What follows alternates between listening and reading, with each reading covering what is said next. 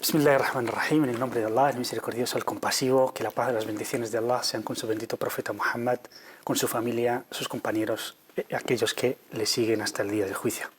Queridos hermanos y hermanas telespectadores, Assalamu alaikum wa rahmatullahi wa barakatuh. La paz, las bendiciones y la misericordia de Dios les acompañe. Bienvenidos un viernes más a su programa del viernes, la Jutba de la Meca, un programa en el cual queremos transmitirles la espiritualidad de este día de los musulmanes que vivimos con mucho amor, con mucho cariño y sobre todo en comunidad. Es el día de la comunidad. Viernes significa el día de la Jama'a, del Jumu'ah, significa de la comunidad musulmana y por el cual los musulmanes nos juntamos en cada barrio, en cada ciudad, nuestras mezquitas respectivas para adorar a Dios en comunidad y escuchar el sermón. En nuestro caso queremos transmitirles el sermón de la mezquita más sagrada del Islam, que es la mezquita Al-Haram de la Meca. Hoy vamos a tratar, como de costumbre, un tema y luego, inshallah, trataremos lo que el imam, trate en su discurso de hoy.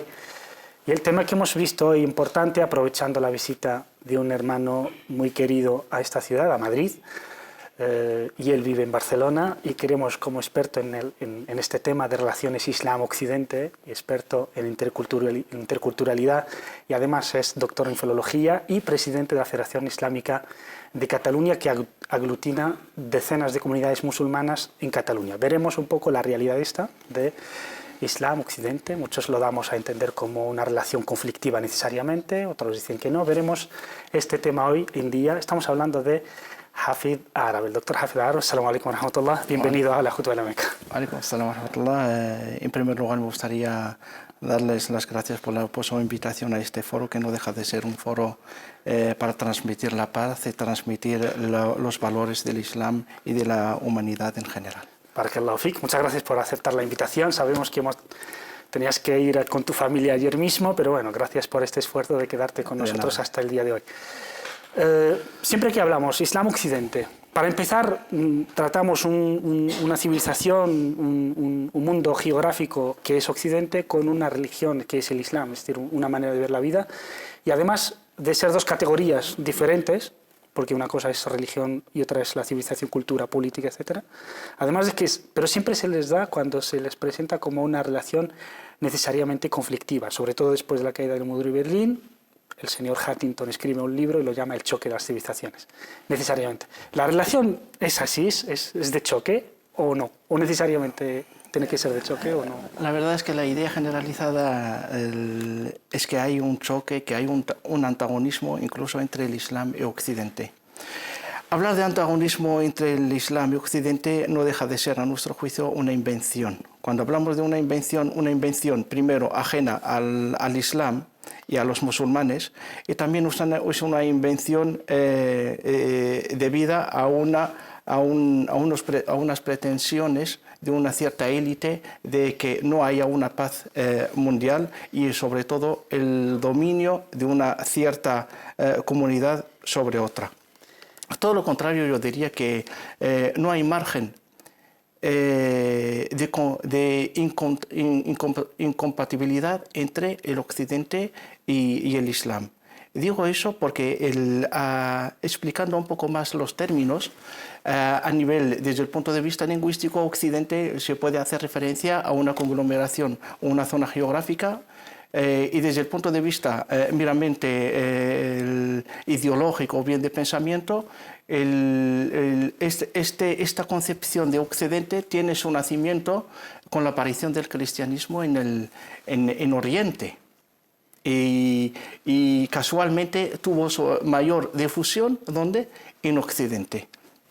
Digo eso, la aparición del cristianismo, indudablemente los historiadores lo saben bien, suscitó una férrea oposición por parte del judaísmo, que se negó a reconocer a la nueva religión. Y a su vez, con la aparición del Islam, se repitió la historia y nos vemos otra vez en la negación de la nueva religión. No obstante, en el año 1962 se reconoce a nivel oficial desde el Vaticano al Islam como religión y a los musulmanes como umma, como unidad de comunidad. Sin embargo, no se reconoce todavía lo que es la profecía del profeta Muhammad sallallahu alaihi wasallam. Es decir,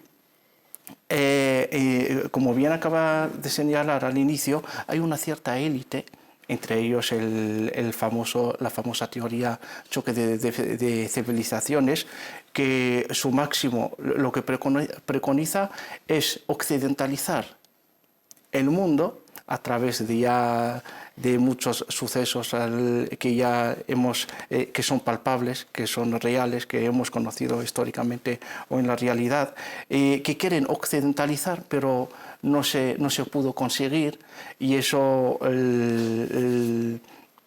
esa imposibilidad de lograr esos fines se tradujo en el intento de crear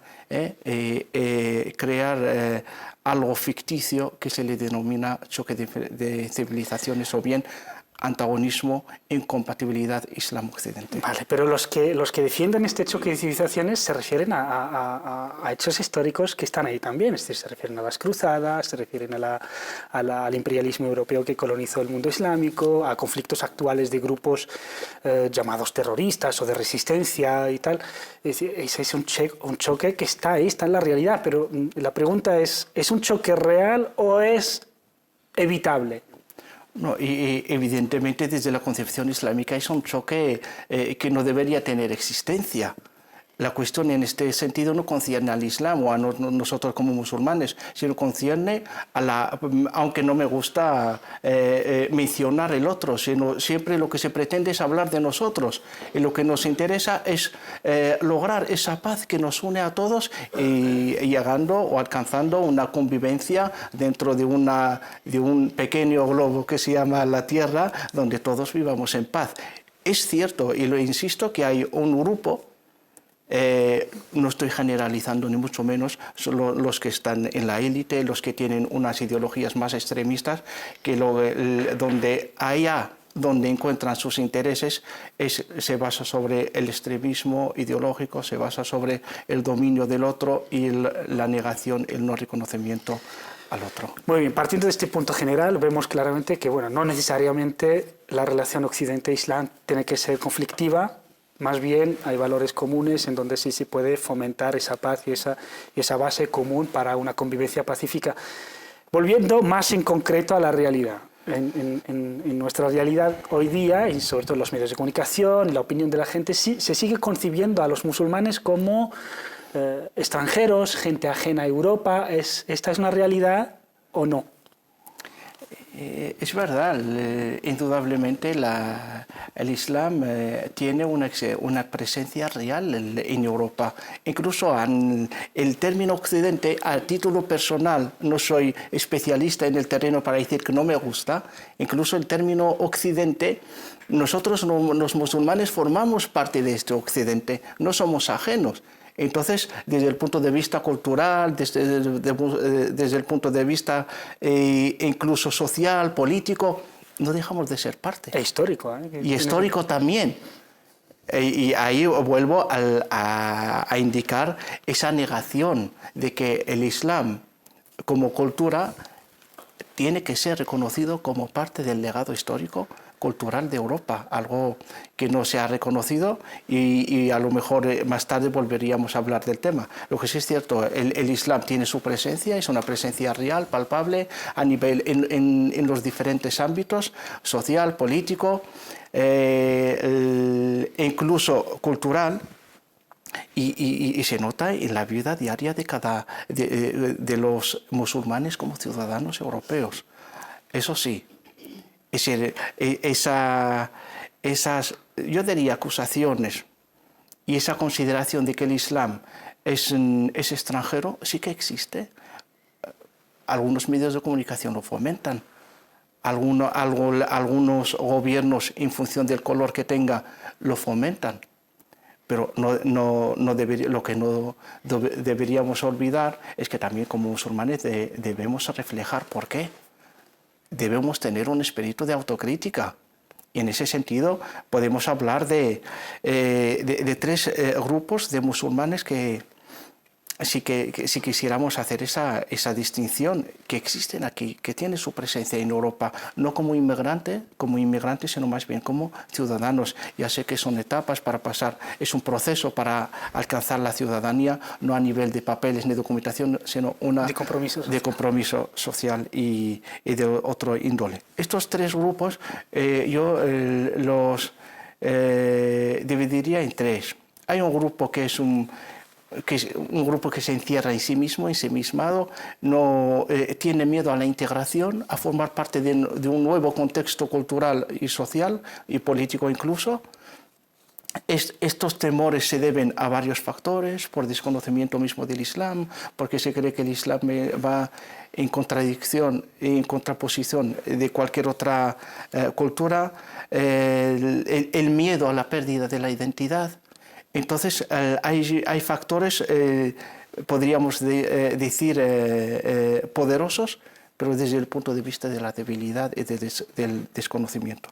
Hay otro grupo que es un grupo asimilado. Ya entramos en lo que podríamos denominar la fusión. Es un grupo fundido que ha perdido o ha renunciado en función de la personalidad de cada uno. No podemos hablar siempre de personalidad débil. Los hay que son cultos, pero renuncian, y cuando hablamos de renunciar, sino más bien quiero decir, optan por otro modo de vida, y es legítimo. Y hay otro grupo, pero ese grupo que cae en lo que es la asimilación, sí renuncia a un cierto compromiso comunitario, que por imperativo moral no debería ser así desde nuestra concepción. Y el tercer grupo es el grupo que es un grupo de compromiso. Es el grupo que realmente asume el proyecto. Asume el proyecto concibiendo la ciudadanía o su presencia aquí como ciudadanos más. Su actuación en los diferentes ámbitos es una actuación positiva, favorable e incluso productiva. Aquí los tres grupos o las tres categorías de musulmanes, de los comunitaristas que se encierran en sí mismos, por debilidad o por reacción a ciertas discriminaciones, los asimilados y los comprometidos, que tienen esta dualidad de al mismo tiempo compromiso con su sociedad general y también con su comunidad. Pero se concibe, por ejemplo, la relación hay una idea generalizada que fomenta que los musulmanes son extranjeros, la otra es que el Islam es incompatible con la democracia. Claro, es así, es decir, los musulmanes no pueden vivir en democracia. Igual que el primer punto que hemos abordado referente a esa incompatibilidad o antagonismo Islam-Occidente, pues también es genérico el tema de la Islam-democracia, como si fueran dos partes totalmente opuestas y hostiles, cuando en realidad no es así. Indudablemente la democracia no deja de ser un valioso sistema de organización social. Tiene unos principios universales muy importantes y como ya sabemos que vienen de años atrás. La democracia actual que vivimos, que es una democracia liberal, una democracia liberal moderna que tiene sus raíces, como bien sabemos, en la Revolución del Norte de América y inmediatamente después con la Revolución Francesa.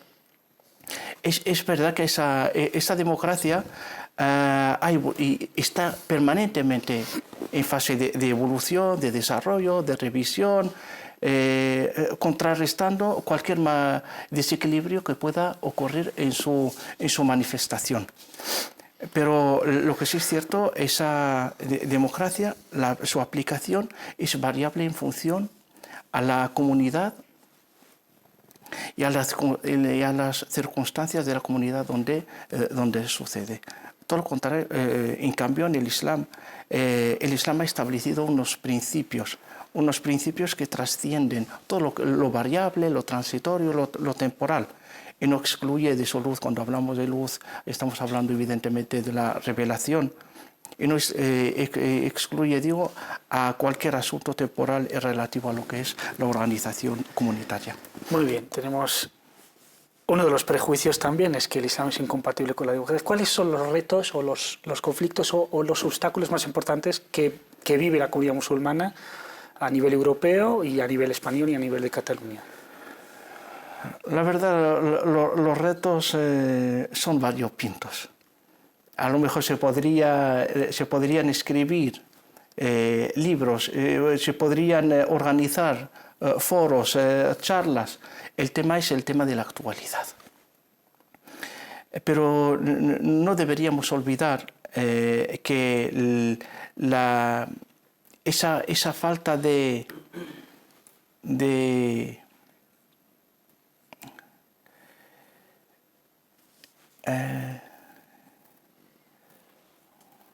compromiso, no de actualizarse, de afinidad de parte de alguna parte de la comunidad musulmana. Cuando hablo de afinidad, no en sentido de fidelidad, sino de compromiso.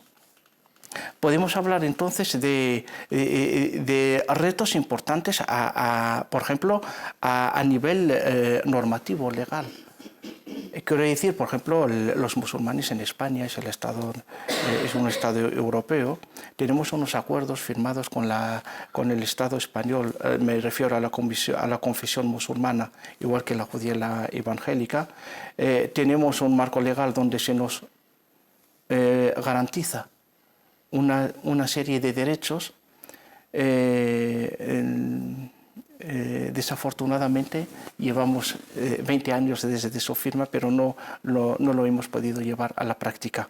Los retos, aparte de lo que es el puramente jurídico, tenemos retos diarios reales. Tenemos problemas a nivel de la integración de los musulmanes en la propia sociedad. Tenemos problemas cuando hablo de integración, acoplamiento al sistema político, al sistema educativo y al sistema social que rige el Estado español. Para ser más concreto, por ejemplo, tenemos problemas en los colegios donde las familias no se preocupan por sus hijos. Tenemos problemas de personas que están aquí en España, pero su mente está fijada en su país de origen. Quiere llevar una vida que contradice su propia naturaleza como persona. Una dualidad. Una dualidad. O quieres estar aquí o quieres estar en otro sitio. Y son los problemas, desafortunadamente, que viven muchos musulmanes aquí en España. Se puede decir que, perdón, sí, que la mentalidad que digamos tienen muchos musulmanes, y es la de la inconsciencia del contexto social, histórico, cultural en el que viven. Si la gente no vive en España, aunque a mí no me gusta hablar de musulmanes en España, son musulmanes de España, musulmanes de Europa, hay una variedad y una pluralidad inmensa dentro de la comunidad musulmana, que son gente que ha nacido aquí, gente de aquí autóctona, gente que ha venido de otros países. Por tanto, culturalmente también es muy plural la realidad musulmana. Se puede decir que los musulmanes, sobre todo de origen extranjero, de origen inmigrante, aún no han logrado solucionar el tema de vivir en su realidad española. Es cierto, pero que quería matizar un punto que es muy importante. Lo que se exige desde la comunidad musulmana o cualquier persona como musulmán no es el cariño, no es el afecto. Lo que se exige es el respeto. Pero el respeto no se concede, el respeto se gana. Y lo primero que se tiene que plantear, ¿por qué no se me respeta? Y si realmente no se me respeta, a lo mejor no se me respeta porque no hay nada de respetable en mí, o poco. Entonces, para solucionar el tema del respeto, esto nos liga automáticamente con el tema ¿por qué? Un punto importante en ese sentido es la participación. Si no eres visible, ¿cómo se te va a respetar? Si eres desconocido, ¿cómo se te va a respetar? Entonces, la participación es el hilo conductor dentro de un proceso que te debe conducir necesaria y automáticamente al respeto. Pero para ello, el respeto individual como colectivo. En ese sentido, se tienen que tratar unos puntos importantes. Es cuestión de la fe. Muchos de nosotros nos consideramos musulmanes por el hecho de ser musulmán de nacimiento.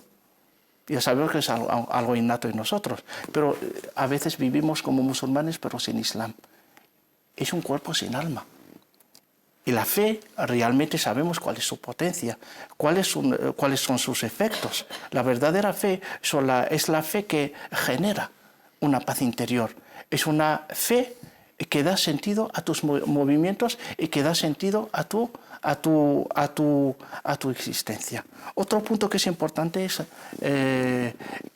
la ética de responsabilidad. Si no eres responsable, nunca puedes ser respetado. Y cuando hablo de responsabilidad, ser responsable es ser responsable contigo mismo, responsable en relación, si me apura la reiteración, con Dios, su relación con Dios y la relación con el entorno. ¿Qué hace estando en un espacio que ha elegido voluntariamente? Es tu derecho. La tierra del Ardullahi wasi'a. La tierra de Dios es muy extensa. Partimos de ese ideal y que Las personas no tienen fronteras. No tienen fronteras. Muy bien, te corto porque es muy interesante el tema. Ahora, después de la pausa, vamos a concretar, no solo hablar en teoría, a ver qué hacemos en las mezquitas, cuáles son los mensajes que llegan a los musulmanes y si realmente desde vuestra federación, estos mensajes que nos está diciendo aquí llegan a los ciudadanos musulmanes o no. Después de la pausa, volvemos con el tema, inshallah. Y al mismo tiempo aprovecho para decirles que nos pueden escribir, que nos pueden mandar preguntas durante la pausa o lo que sea, las podemos tratar si tienen que ver con el tema. Y si no, también les podemos responder vía email, que sería la khutbadelameka@cordobainternacional.tv. Después de la pausa volvemos. As-salamu alaykum.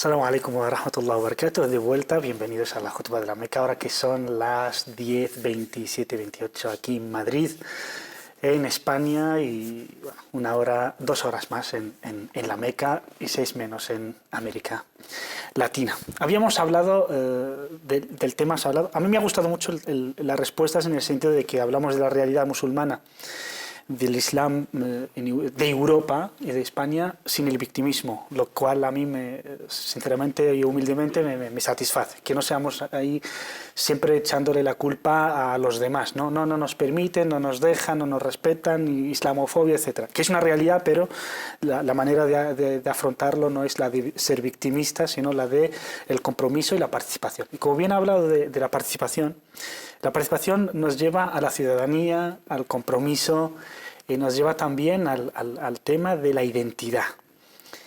Y encontramos que muchos musulmanes de origen inmigrante, cuando se le habla de que es ciudadano español, de que es ciudadano catalán, que es ciudadano europeo, digamos, a algunos la concepción les puede llegar hasta herir en su sentimiento, porque se concibe como que ser de origen marroquí, ser de origen argelino, ser de origen sirio, ser de origen tal, decir soy español es como si fuera una especie de traición. ¿A qué se debe esta concepción y cuál es su, digamos, valor desde la perspectiva islámica? Bien, es cierto lo que decía anteriormente, es que en primer lugar no tenemos una concepción homogénea de las cosas desde el punto de vista islámico. Hay variedad de opiniones, todos son respetables, y dentro de lo que es respetable hay lo rechazado.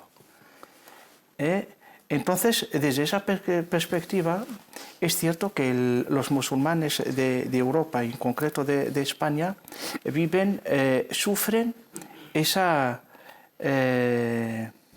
crisis de identidad. Crisis de identidad tiene sus razones. Ya digo, siempre insisto, el desconocimiento genera miedo, genera inquietud.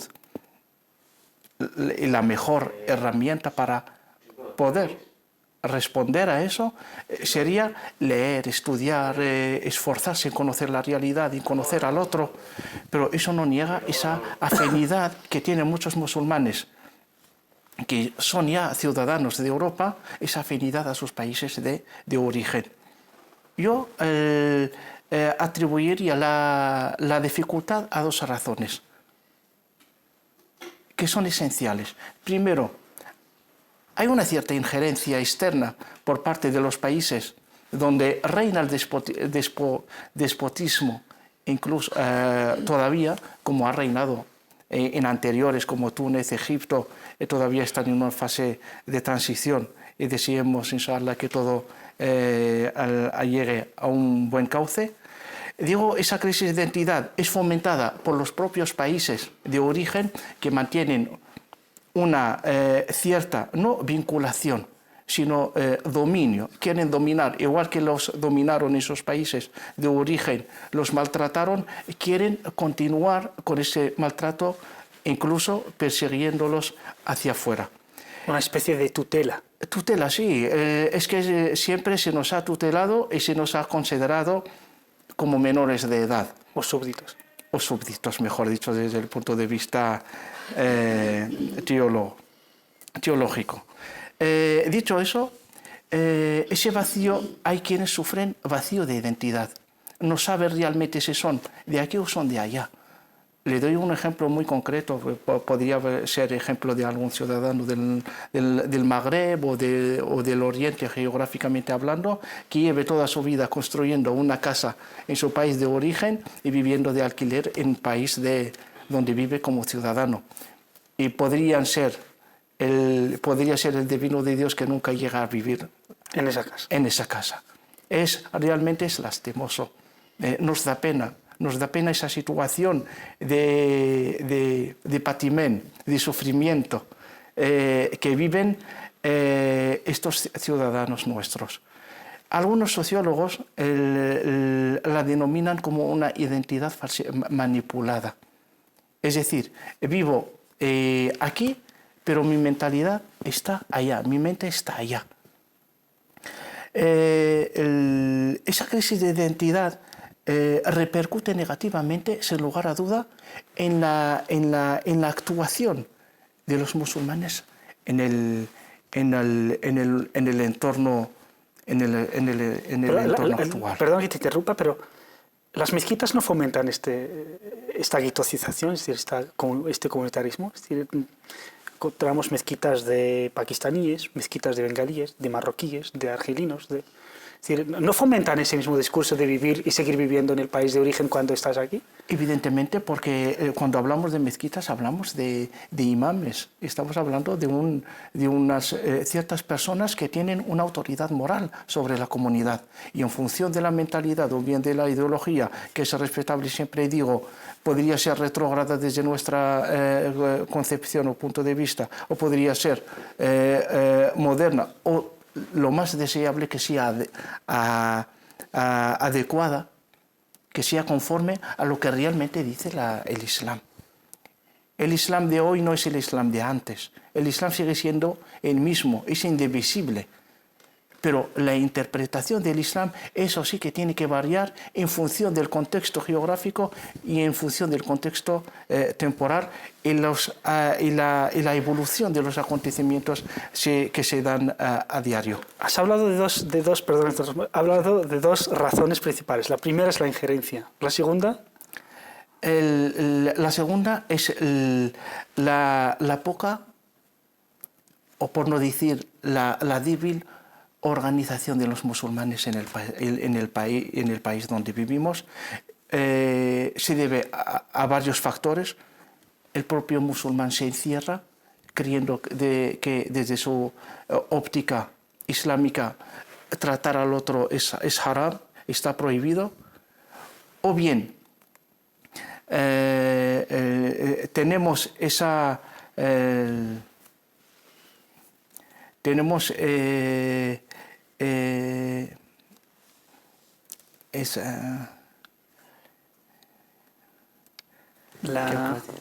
Te referirás a que la visión está retrógrada que defiende que los musulmanes se encierren y no traten con las demás comunidades. Y evidentemente, cuando hay me refería a los imames, cuando sus discursos van, no digo todos, afortunadamente son minoría aquí en España, pero cuando ves, es posible que no haya imames con mentalidad retrógrada, pero son pasivos.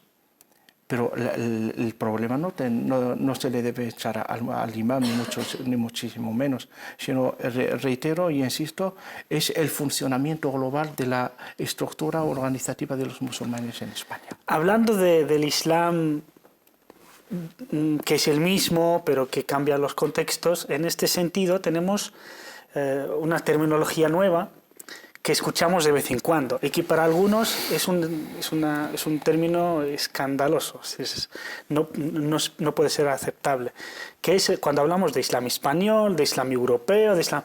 ¿Qué significa esto de Islam europeo y de Islam español cuando el Islam es uno? Como decía anteriormente, el Islam es indivisible. El Islam no podemos hablar evidentemente de un Islam según cada país, pero sí que se hacen unas menciones o unos conceptos aparentemente nuevos, que se habla del Islam europeo, del Islam francés, del Islam español. Pero creo, a mi modo de ver, que se hace desde una perspectiva no concibiendo al Islam como algo indivisible, que cada país tiene su propio Islam, sino más bien desde una perspectiva de que el Islam, tal como se vive en Europa, afortunadamente, o en España en concreto, no es la misma manera que se vive en algunos países árabes. Y imagínate, en Túnez de Ben Ali no se podía llevar barba. Es un país oficialmente musulmán, islámico, perdón. No se podía llevar barba, no se podía llevar hijab. A los jóvenes se les tenía controlados las horas de acudir a las mezquitas, las salidas. Cuando en Europa tenemos unas leyes, un marco legal que nos garantiza esa libertad del ejercicio de la libertad religiosa, y en efecto aquí en España tenemos una ley orgánica de libertad religiosa del 81, de 1981, que es clarísima en relación al libre ejercicio de esa libertad. Es decir, vamos a ir a más, para concretar más. Cuando decimos que en Europa tenemos un contexto, o en España, y que no es lo mismo la manera de ejercer o de vivir tu Islam, tu religión, en un contexto que en otro. ¿Algún ejemplo? Sí, por desgracia, en los países europeos... Sé que te he lanzado un órdago. No, en absoluto. En los países europeos puedes acudir a las mezquitas en cualquier momento. No estás bajo sospecha ni bajo vigilancia. Bueno, eso lo discutirían algunos. Bueno, lo digo desde mis convicciones y desde mi experiencia ejerciendo mi libre libertad de expresión y de culto. Todo lo contrario, igual he hecho antes la mención a Túnez de Ben Ali, que podría hacerlo a otros, extrapolarlo a otros países del mundo árabe donde frecuentar las mezquitas puede ser símbolo o sinónimo de extremista o de integrista, es decir, es el Islam light. Todo lo que es el Islam que implica pedir responsabilidades es un Islam rechazado por algunos gobiernos o mejor dicho, sistemas de gobierno en algunos países árabes. Has mencionado Islam Light y justamente las personas que critican esto de Islam europeo, Islam español, lo llaman justamente Islam Light, que implicaría, en teoría la gente que utiliza esta terminología, implicaría la aceptación de cosas que el Islam, digamos, no acepta o no aceptaría, en su caso, por ejemplo, el matrimonio gay, ¿no? Entonces, cuando decimos el Islam español que se enmarca o que respeta la ley, la Constitución española, ¿eso implica necesariamente compartir todas las leyes? ¿O la defensa, digo, el ejemplo del Islam, del matrimonio entre homosexuales? Evidentemente, donde vivamos tenemos que respetar el marco legal, el ordenamiento jurídico que nos rige. Y eso parte del ejercicio y del reconocimiento del respeto al otro. Desde nuestra concepción islámica no se impone nada a nadie. Al fin y al cabo, la persona es libre. Y estando en un país islámico, un país no aconfesional o no declarando la religión como cuestión oficial. Pero respetar no es lo mismo que compartir. No necesariamente. Uno puede respetar y puede no compartir. Y la compartir no es cuestión de lo que acaba de mencionar, sino muchas facetas de la vida. Puedo tener compañeros, amigos, amistades con personas que no son musulmanes. Podría haber muchísimas cosas que nos unen, realmente nos unen. Compartimos lo que es compartible y lo que no se puede compartir se respeta y evidentemente es lo que sentimos a veces de la otra parte, que se nos respeta. Lo digo porque muchas personas, pues, digamos, desde su concepción, que puede ser, bueno, respetable, ¿no? Pero no necesariamente, se habla justamente de cómo respetar la ley y hacen referencia al matrimonio gay y no hacen referencia, por ejemplo, al sistema usurero que realmente gobierna a todos, musulmanes y no musulmanes, porque el matrimonio gay pues, puede tenerlo el no musulmán o haya cada uno su libertad. Hablando de esta responsabilidad del Islam español, el Islam catalán, el Islam, lo que se quiere es ayudar a los ciudadanos musulmanes a que realmente sean conscientes del contexto en el que viven y respeten al mismo tiempo para que sean respetados. Tenemos, por ejemplo, esta concepción de diferentes jurisprudencias, que no sharia, sino fiqh. Tenemos el imam Shafi'i, que ha estado en Irak y luego se fue a Egipto y cambió de fatwas y de opiniones jurídicas por cierta... Lástima, el imam está... Bueno, van a proceder. Aprovechamos unos segundos más. Cuando hablamos también de una de las diferencias sería, en los países de mayoría musulmana es muy normal y muy común que la inmensa mayoría quiera a la ley islámica como la ley referencial del país. Las comunidades musulmanas en Europa tienen desde la concepción propiamente del Islam, el deber de luchar porque se aplique la Sharia en estos países?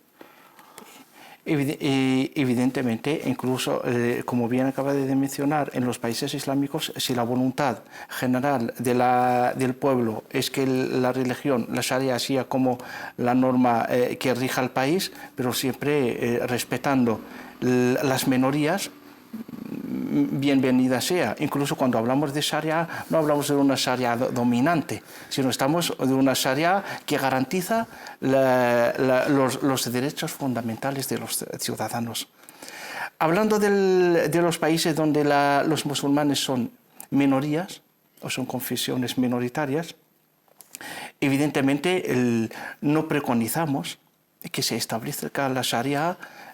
Ni luchamos, ni tenemos en nuestro imaginario colectivo que la Sharia sea mañana la normativa general de todo el Estado, ni mucho menos. Lo que realmente nos une es la humanidad. Lo que nos une es conseguir un Estado.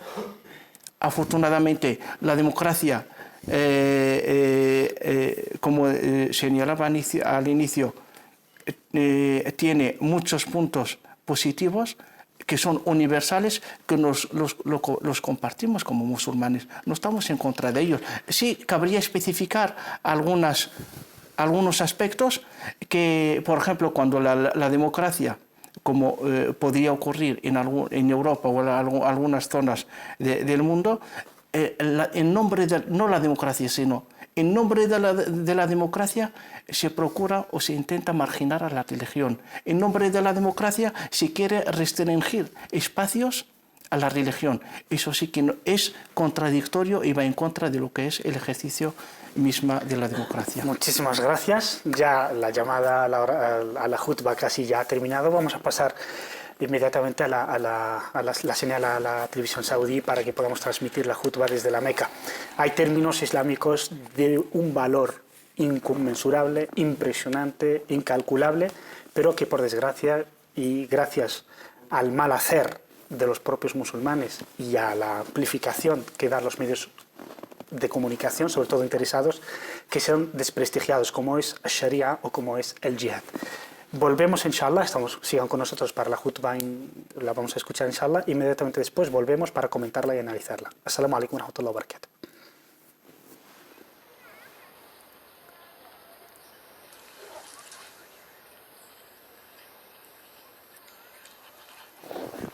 الحمد لله الكريم المنان أحمده سبحانه حمدا نرجو به الرضوان والغفران وأشهد أن لا إله إلا الله وحده لا شريك له كريم العطايا قديم الإحسان وأشهد أن سيدنا ونبينا محمدا عبد الله ورسوله. Todas las alabanzas son para Allah Altísimo, uno único, sin socio. Atestiguo que no hay otro Dios sino Allah Altísimo y atestiguo que Muhammad es su siervo y mensajero. Oh Allah, dale la paz y las bendiciones a él, a su familia, a sus compañeros y a quienes le siguen. Siervos de Dios, recordad que el día del juicio estaréis de pie ante Dios Altísimo y entonces el creyente alabará a Dios y le agradecerá por la buena guía y el incrédulo lamentará haber vivido en la ignorancia y en la incredulidad. Queridos hermanos, el Islam, que ha establecido las mejores normas, los mejores fundamentos para una convivencia en paz, justicia y solidaridad, y que ha hecho que sean establecidas en base a una fe profunda, arraigada y que se fundamenta en la hermandad, en la religión. Dice el Altísimo, ciertamente los creyentes son hermanos unos de otros. Y dice el profeta, la paz y las bendiciones sean con él, el musulmán es hermano del musulmán. Relatado por el imán Bukhari y Muslim. La vinculación, la relación entre los musulmanes es de fraternidad y que hace que ninguno de ellos se vea más meritorio del bien que su hermano, pues el musulmán quiere lo mejor para su hermano como para sí mismo. De hecho, la fe no se complementa hasta que sea así, así como nos informó el profeta, la paz y las bendiciones sean con él, al decir: ciertamente ninguno de vosotros creerá de verdad hasta que quiera a su hermano lo que quiere para sí mismo, relatado por el Imam Muslim.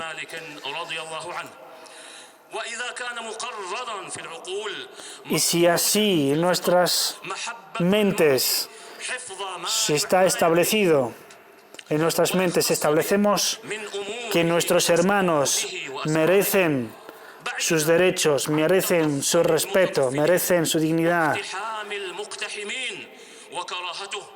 y que queramos que ese hermano no le pase nada malo, que sea guardado su secreto, entonces habremos logrado ser buenos musulmanes. De hecho, la Sharia, la ley islámica, lo que quiere es que no haya ninguna excusa para que se violen los derechos del hermano musulmán. Por ejemplo, Allah Altísimo deja clarísimo que está prohibido tajantemente espiar al musulmán y perseguir aquello que es del secreto del musulmán. Dicen los sabios que aquel que persigue, mejor no perseguir los secretos de los demás para así sentir siempre lo mejor hacia el hermano. Y siempre hay que pensar bien de los demás. Así, aun cuando haya sospechas, siempre hay que pensar bien hasta que se vea lo contrario. Dice Allah Altísimo en el Corán: oh creyentes, apartaos y alejaos de la sospecha. Ciertamente mucha sospecha es pecado. No os espiéis unos a otros y no habléis mal unos de otros a sus espaldas. ¿Acaso os gustaría comer la comida de carroña? Ciertamente Allah es misericordioso y compasivo. Así pues, no hay que perseguir el secreto y las vergüenzas de los demás y para controlar o dominar o para pensar mal de los demás y hablar más de los demás. Es mejor siempre pensar bien de los demás y juzgarles por sus apariencias. Dice el profeta, la paz sea con él: no os espiéis, no os sigáis unos a otros, no os deis las espaldas unos a otros y sed siervos de Dios, hermanos unos de otros. Y forma parte de espiar el intentar escuchar a los demás sin permiso. Dice el profeta, la paz sea con él: quien diga que ha soñado lo que no ha soñado será condenado por Allah. Y aquel que escucha a unas personas que no quieren que les escucha el día del juicio será castigado con el plomo fundido que se le meterá por su oído. Hadith transmitido por Abdullah ibn Abbas, Allah esté con él.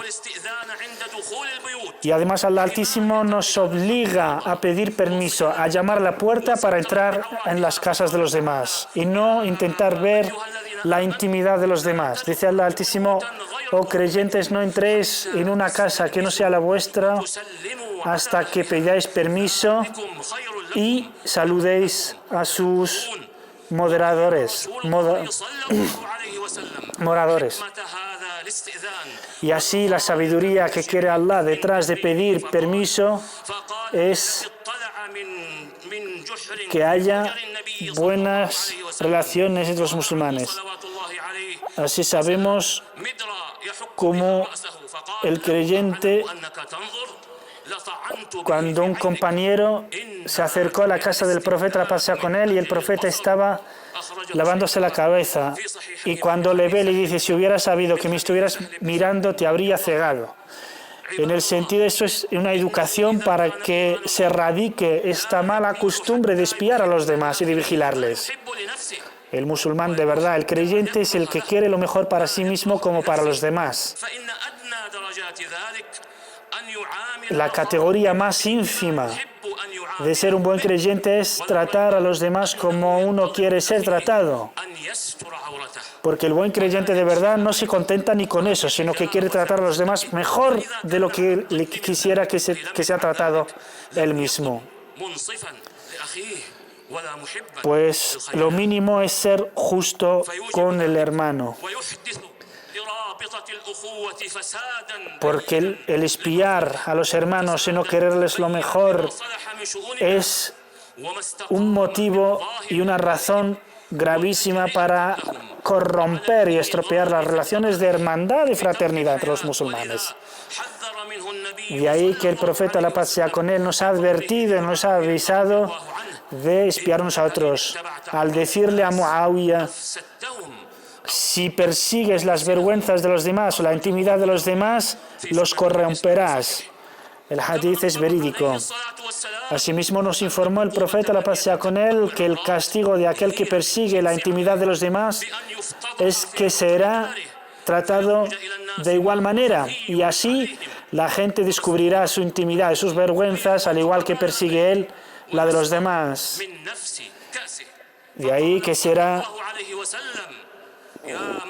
recompensado y castigado de la misma manera que él hace por los demás. Así dice el mensajero de la paz sea con él: no persigáis la intimidad de los musulmanes, pues quien persigue la intimidad de los demás para avergonzarles y humillarles, Allah perseguirá las suyas y le humillará. El hadith es relatado por el imam Tirmidhi y transmitido por Tirmidhi y relatado por Abdullah ibn Umar, la conversación con él con su padre. Hermanos, siervos de Dios, tened mucho cuidado de perseguir la intimidad y el secreto de los demás, pues es una renegación clara de los derechos de los demás.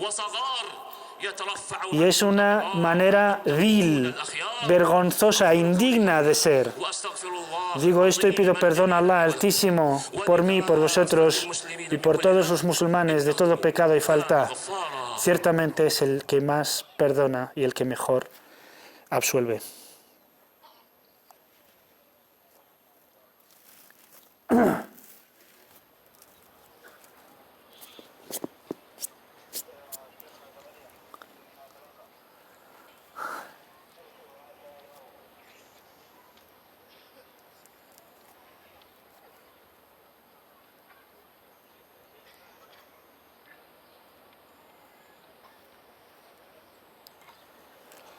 اللهم صل على سيدنا محمد وآله.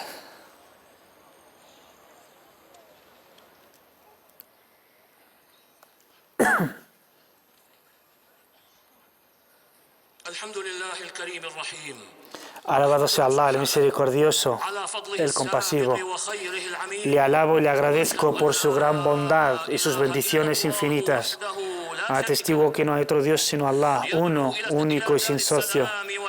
Llama a la buena guía y guía a quien quiere a la vía correcta. Y atestiguo que Muhammad es su siervo y mensajero, el de la mejor metodología, el de la mejor guía para toda la humanidad. Oh Allah, bendice y ora por nuestro bendito profeta Muhammad, por su familia, sus compañeros y quienes le siguen hasta el día de la resurrección.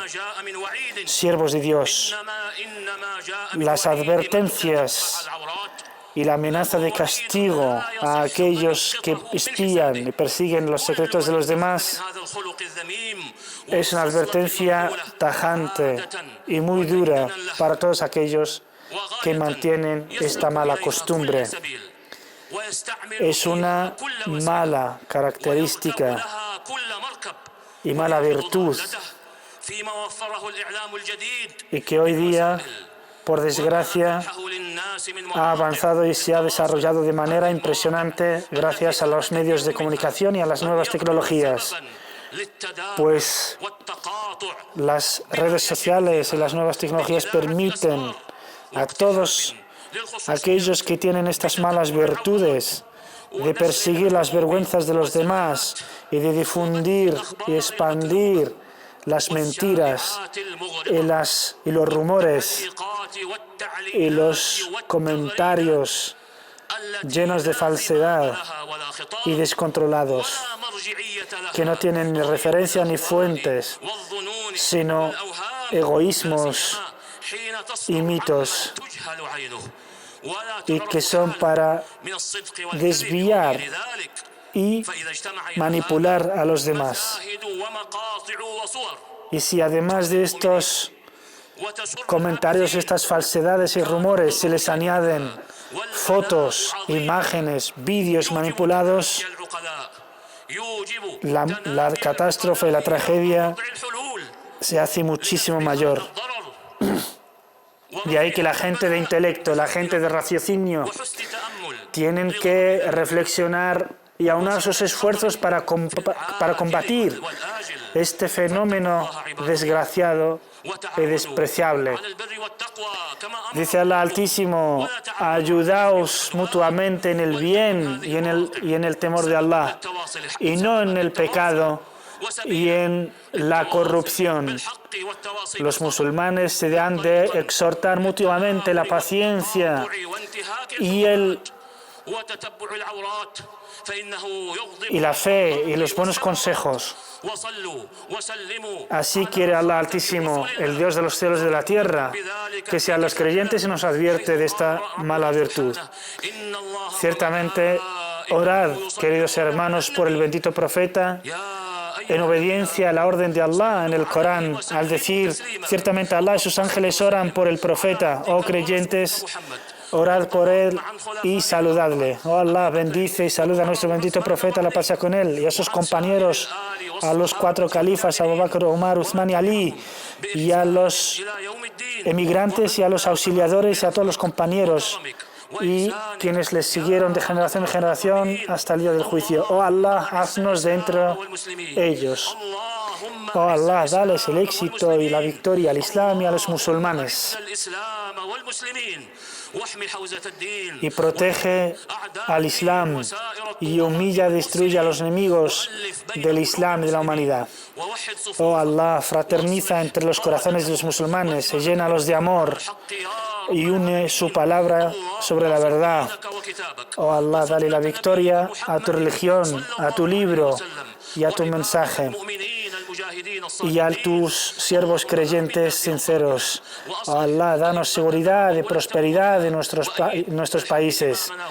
Oh Allah, guía bien a nuestros líderes y a nuestras autoridades. Oh Allah, guíales hacia lo mejor y a tomar las buenas decisiones. Oh Allah, bendíceles con buenos consejeros y buenos ayudantes para que puedan desempeñar sus funciones y su responsabilidad de la mejor manera. Oh Allah, bendícenos con un buen destino en esta vida y en la otra, y guárdanos de la vergüenza y la humillación en esta vida y en la otra. Oh Allah, ayúdanos a vivir nuestra vida con dignidad y en bondad, a ejercer nuestra fe en bondad, y haz que la muerte sea el comienzo de la gran felicidad.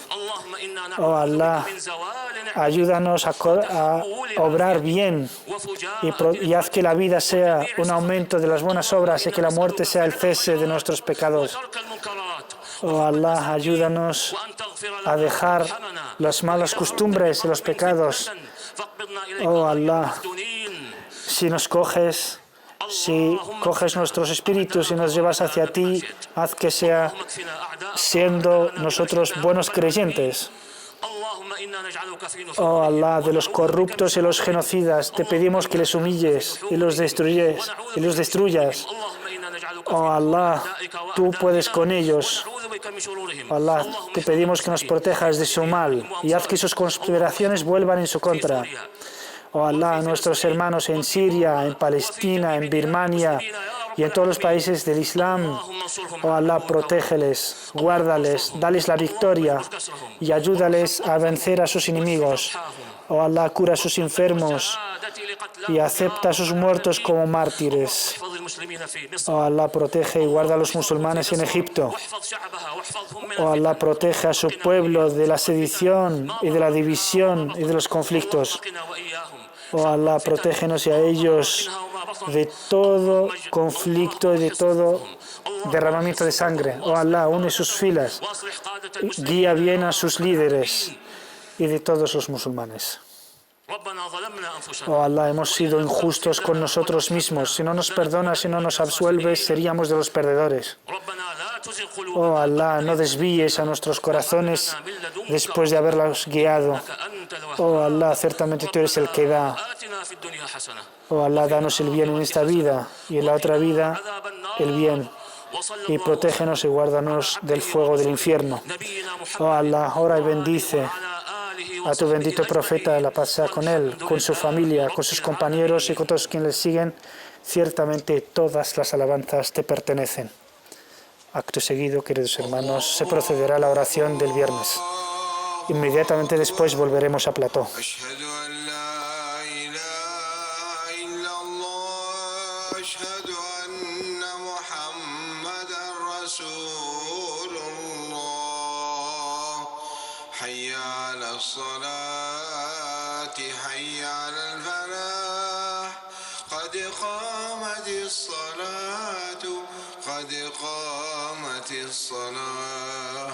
الله أكبر الله أكبر لا إله إلا الله.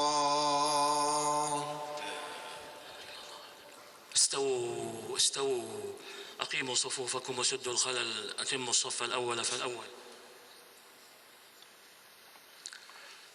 الله أكبر الله أكبر.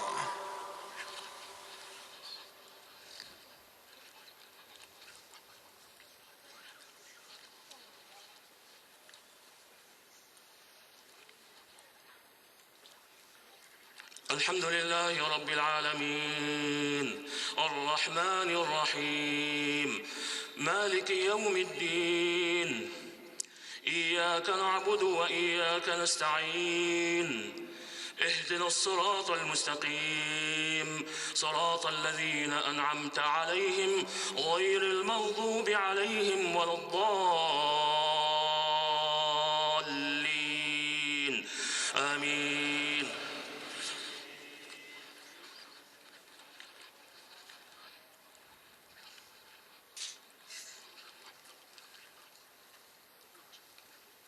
لله ما في السماوات وما في الأرض وإن تبدوا ما في أنفسكم أو تخفوه يحاسبكم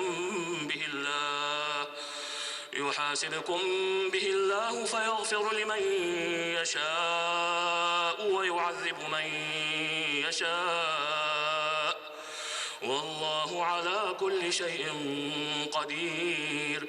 آمن الرسول بما أنزل إليه من ربه والمؤمنون كل آمن بالله وملائكته وكتبه ورسله لا نفرق بين أحد من رسله وقالوا سمعنا وأطعنا غفرانك ربنا وإليك المصير. الله أكبر. الله أكبر.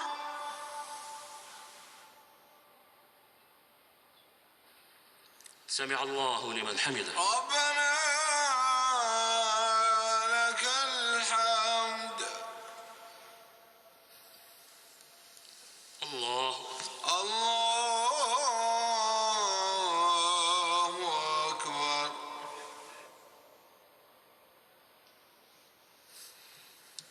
الله أكبر. الله أكبر. الله أكبر. الله أكبر.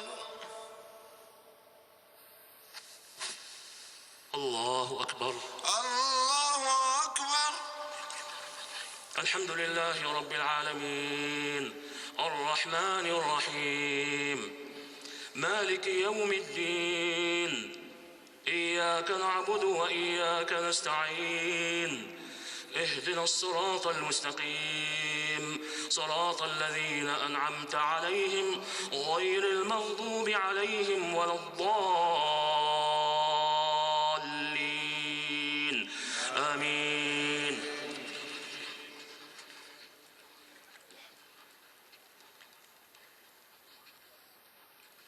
لا يكلف الله نفسا إلا وسعها لها ما كسبت وعليها ما اكتسبت ربنا لا تؤاخذنا إن نسينا أو أخطأنا ربنا ولا تحمل علينا إصرا كما حملته على الذين من قبلنا ربنا ولا تحملنا ما لا طاقة لنا به واعف عنا واغفر لنا وارحمنا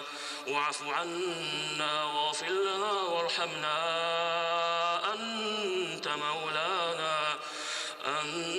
مولانا فانصرنا على القوم الكافرين. الله أكبر. الله أكبر.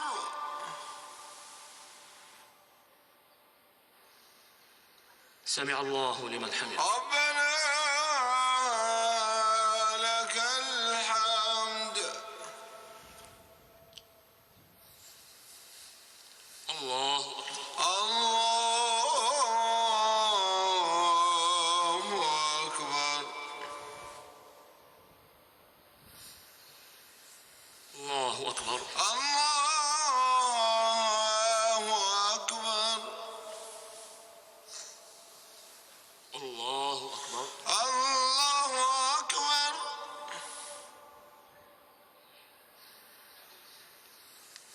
الله أكبر. الله أكبر.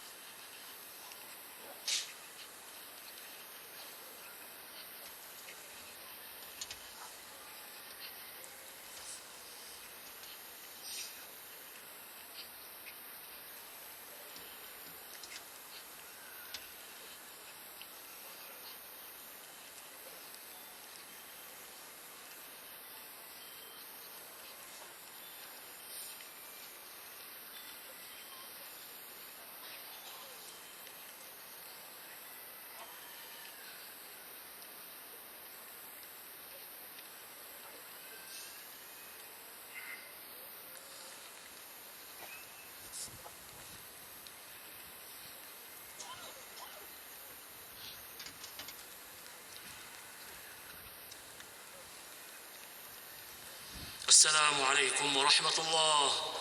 السلام عليكم ورحمة الله. السلام عليكم ورحمة الله. السلام عليكم ورحمة الله.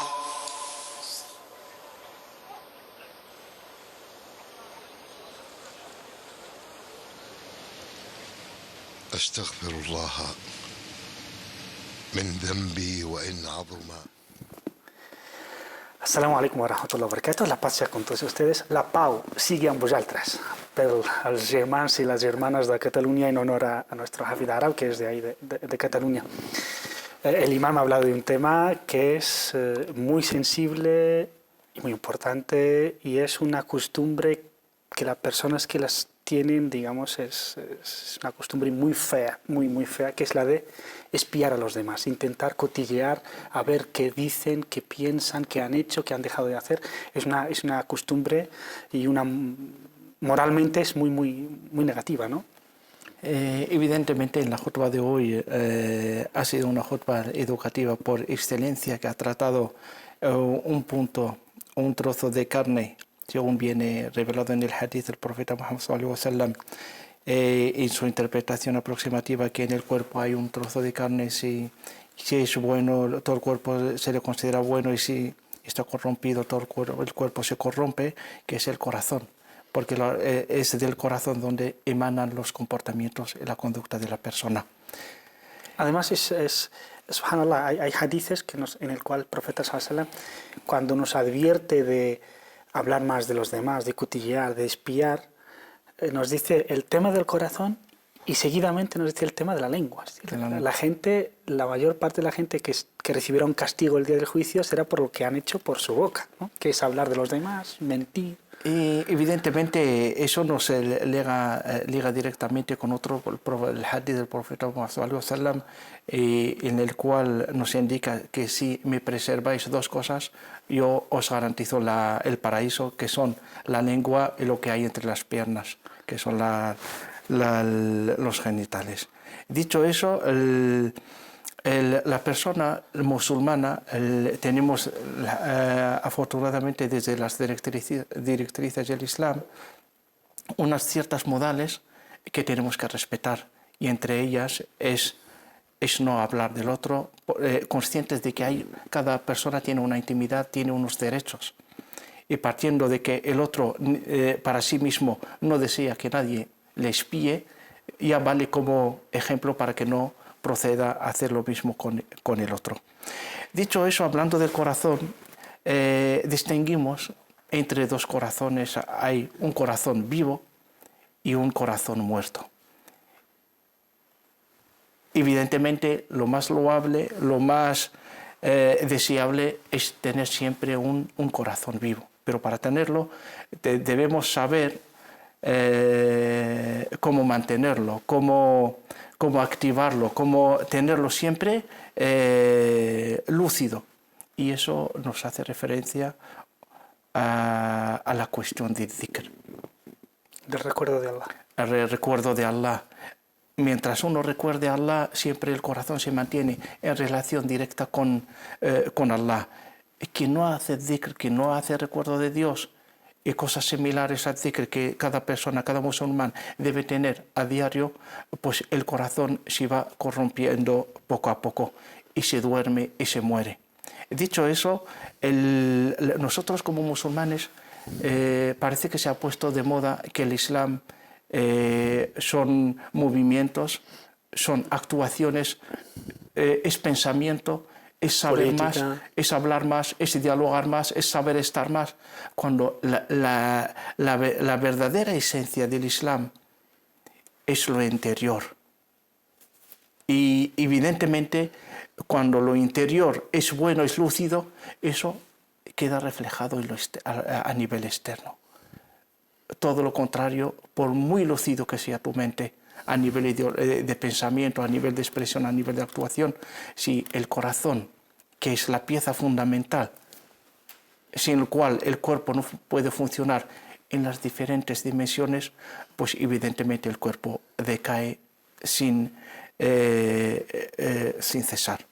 Esa lacra de espiar, por desgracia, no afecta a todo el mundo por afectar, pero la debemos tratar desde la concepción puramente islámica. ¿Por qué los musulmanes presumimos de tener una moralidad casi ideal, pero a la hora de la verdad, somos a lo mejor los primeros en practicar el chisme, somos los primeros en espiar, somos los primeros en actuar a sabiendas? Quiero decir con eso, debemos mantener siempre presente nuestra fe. Debemos mantener siempre presente nuestra relación con Dios. Es una relación permanente en nuestros actos, en nuestros dichos, en en cualquier movimiento que ejerzamos a lo largo de nuestro día o bien de nuestra noche. Queda clarísimo porque en el Islam estos asuntos morales que afectan a la relación entre las personas son muchísimo más graves que una falta que puede tener uno con Dios. Es decir, uno puede no rezar tanto, no puede ayunar tanto, puede ser un poco dejado en este lado y es un problema entre él y Dios. Pero cuando se trata de espiar a los demás, o cuando se trata de mentir a los demás, cuando se trata de discriminar a los demás, cometer alguna injusticia hacia los demás, vemos que los textos son tajantes, no hay lugar a duda. Y todo esto porque el imán, que es muy importante, lo trajo en el sentido de la fraternidad entre las personas, de que los musulmanes y las personas son hermanos, por lo tanto hay que proteger esta relación de hermandad, fomentando el amor, el regalo, las visitas, etcétera, pero también protegiéndose y salvaguardándose de ciertas costumbres como es el espiar. El hadith del profeta sallallahu alaihi wasallam, hay muchísimos hadiths al respecto, cuando nos dice que una persona que ayunaba mucho, rezaba mucho y tal, y entró será castigada en el infierno solamente por espiar a sus vecinos. Y claro, quien espía no lo hace para consumo propio, lo hace para difundir esos rumores, eso. Y además, lo que es más importante, esto a nivel individual de cada persona, pero luego vemos que hay ciertas partes, sobre todo organismos, estados, lo que quieras, mafia, que lo que hacen es espiar a los demás para chantajearles. A este respecto te puedo decir, por ejemplo, de ahí que es un derecho fundamental el no violar, protegido por toda la legislación internacional. No hace falta hablar del Islam porque es una evidencia. Traeremos ahora un texto del segundo califa. Radiallahu anhu. Vemos que hay ciertas partes, por ejemplo, en el mundo árabe es conocido que hay muchos líderes que sufren chantaje porque se les tienta, se les lanza un cebo, pecan, son grabados y luego se les chantajea. Se les chantajea tanto si son opositores a nivel interno o hasta algunos que tienen poder, pero por ciertos servicios de inteligencia internacionales y tal, pues que mantienen en chantaje a esos líderes que les mantienen esclavizados. Evidentemente es cierto partiendo de un espionaje a nivel individual que tiene sus repercusiones evidentemente negativas a nivel de las relaciones directas entre los individuos. Evidentemente que el Islam siempre nos aconseja la fraternidad, la solidaridad, llevar una vida comunitaria, porque nunca se puede llevar a cabo un proyecto comunitario si no hay esa base de fraternidad, de unión emanada desde el corazón. Extrapolando ese espionaje a nivel menor y pasándolo a un nivel mayor, evidentemente eso es una lacra mundial, que ningún país o ningún estado o ningún organismo se libra. Esto puede pasar en organismos oficiales como podrían ser las administraciones. Cuando quieren echar a algún empleado, pues se le busca alguna manera para que caiga en la trampa, se le espía, se le buscan 1000 maneras para poder, digamos, amaniatarlo. Hablando de otros países, no necesariamente musulmanes o islámicos, perdón, pues con la oposición se hace lo mismo. Y sobre todo hablo de países donde el despotismo es férreo y donde la libertad todavía no ha visto la luz, pues evidentemente no solamente los opositores, lo que más duele en caso de los musulmanes es que a eso me refería en la anterior, la primera parte del programa. En la primera parte del programa, que decía los propios musulmanes no gozan de libertad efectiva, para el ejercicio de sus propios derechos, sean de índole religioso o de otros. Y eso es una realidad que pasa en muchos países árabes, muchos países musulmanes, donde el musulmán es perseguido por el simple hecho de opinar, de ejercer su propio derecho de estar y de ser y de actuar. Dicho eso, y eso tiene mucha relación con lo dicho anteriormente. Es una pena que países cuyos artículos en la Constitución digan que la religión, por ejemplo, la islámica, es la oficial y se tiene que respetar, restringen el espacio de actuación de los musulmanes y lo reducen prácticamente al ámbito privado. Al ámbito privado, al ámbito de las tradiciones y costumbres, y cuando el Islam es algo más que una costumbre, más que una tradición, es una libertad, son derechos, y la libertad con mayúscula. Muy brevemente, porque ya estamos saliendo del tiempo del programa, el imam hizo referencia al tema de las nuevas tecnologías, porque antes el chismorreo, el rumor, pues quedaba pues entre la familia, entre los vecinos, como mucho en el barrio, pero con las nuevas tecnologías, con una tecla, puedes difundir un rumor y que las víctimas sean ya no 2, 3, 4, 5, 20, 30 personas, sino millones de personas. La responsabilidad es fundamental a la hora de expresarse. Evidentemente, el defecto no es de los medios de comunicación o los medios tecnológicos. Son medios que están ahí, son aparatos. En función de cómo los uses, podría ser bueno o podría ser malo. La cuestión es la referencia anterior, es el corazón, es la persona en sí misma. Lo malo se puede transmitir y se puede hacer con mucha facilidad, pero lo bueno siempre cuesta hacerlo, cuesta edificarlo y cuesta transmitirlo. En ese sentido, pues las personas debemos ser muy responsables, debemos ser muy cautos con los medios tecnológicos, en el sentido de que a lo mejor a nivel individual el daño es menor, su margen de difusión podría ser muy reducido, pero con los medios el mal se puede producir en un tal punto de la Tierra y puede llegar al otro extremo en cuestión de segundos.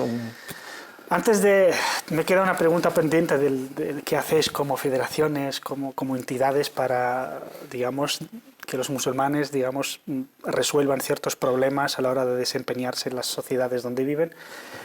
Al propósito de espiar, hay una historia del califa Omar que todo el mundo conoce, que Allah esté con él. Un día, andando por la calle, escucha unas personas detrás de una puerta,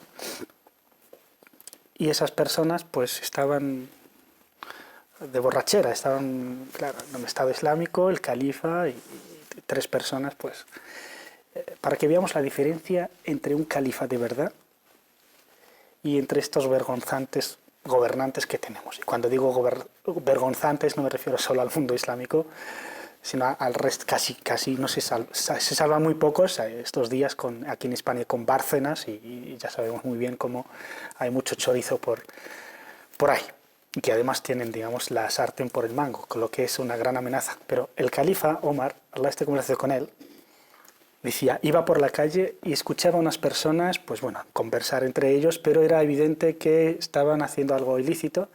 Lo que hizo fue saltar por el muro, accedió a donde estaban esas personas y vio que estaban tomando vino, lo cual es una falta en un Estado Islámico.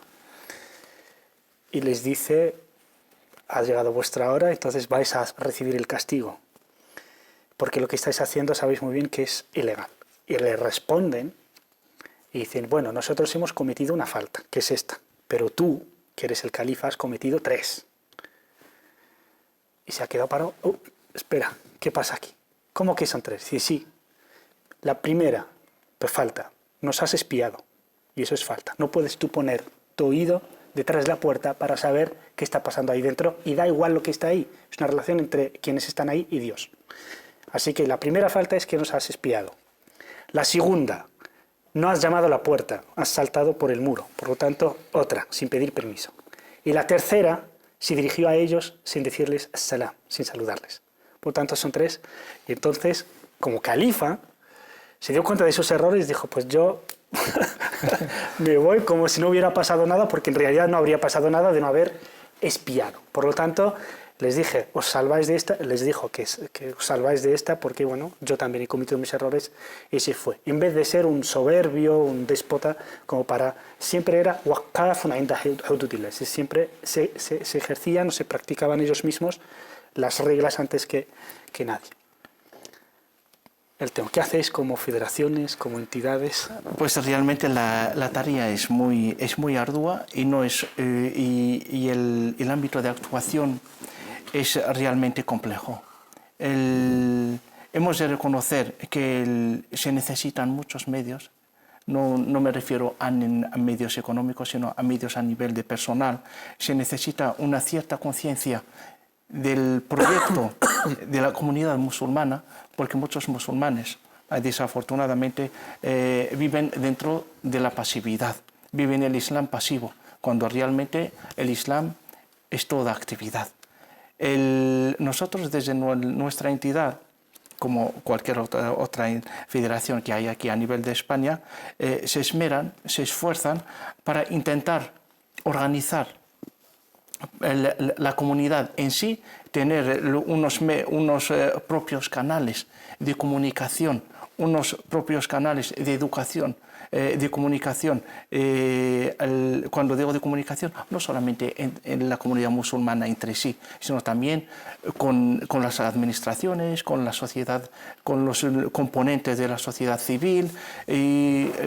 La realidad se impone, la realidad evoluciona. Y tenemos que estar a la altura de las circunstancias. A nivel de imames, ¿qué hacéis? Los imames, en su inmensa mayoría, vienen de países islámicos, en su inmensa mayoría ni siquiera tienen formación. No hablo solo de formación lingüística, cultural de aquí, sino también de formación islámica, o pues un carnicero, cualquier persona es imam. ¿Qué hacéis en este aspecto? Pues evidentemente en este sentido tenemos existe un organismo aquí en España que es Liga de Imames de España, que es un organismo que se limita, o que es su especialidad es hacerse cargo de la carpeta de los imames. En breve, por favor.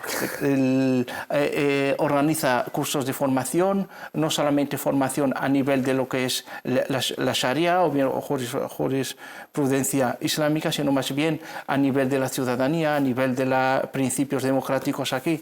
Y en ese sentido, pues se invita a profesionales tanto del mundo islámico como aquí en Europa. Muchísimas gracias, Hafid Arra, presidente de la Federación Islámica de Cataluña, por compartir este espacio con nosotros hoy día. Esperemos verte, inshallah, pronto en este espacio o en otros del canal. Sin más, recordarles nuestro email, que es lajutodelamecca@cordobainternacional.tv, o nos pueden escribir en el muro mismo del canal en Facebook o visitando nuestra web www.cordobainternacional.tv. Muchísimas gracias por haber estado ahí. Espero que les haya gustado el tema y haya sido de su interés. Que la paz les acompañe y sean felices de aquí al viernes, inshallah, por siempre. Assalamu alaikum wa rahmatullahi wa barakatuh. ولا يظلم ربك أحدا وإذ قلنا للملائكة اسجدوا لآدم فسجدوا إلا إبليس كان من الجن ففسق عن أمر ربه أفتتخذونه وذريته